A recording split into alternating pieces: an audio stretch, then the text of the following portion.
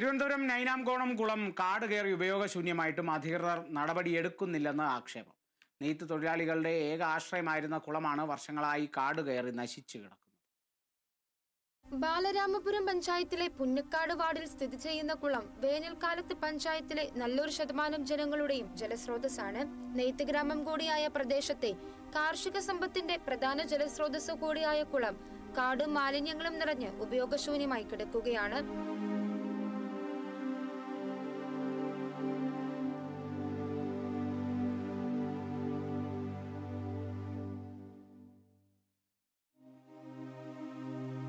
ഒരു വർഷം മുൻപ് നേമം ബ്ലോക്ക് പഞ്ചായത്തിന്റെ വാർഷിക പദ്ധതിയിൽ ഉൾപ്പെടുത്തി 7 ലക്ഷത്തോളം രൂപ ചെലവഴിച്ച് ചില പുനരുദ്ധാരണ പ്രവൃത്തികൾ നടത്തിയെങ്കിലും അശാസ്ത്രീയമായ നിർമ്മാണങ്ങൾ കാരണം കുളം വീണ്ടും ശോചനീയാവസ്ഥയിലായെന്നാണ് നാട്ടുകാരുടെ ആരോപണം. 1 ഏക്കറോളമുള്ള വലിയ ഒരു കുളം ഇതാണ്. ബാലരാമപുരം കൈത്തറി എന്നറിയപ്പെടുന്നത് ഏറ്റവും കൂടുതൽ ഉൽപ്പാദിപ്പിക്കുന്ന സ്ഥലം ഈ പുന്നക്കാട് പ്രദേശത്താണ്.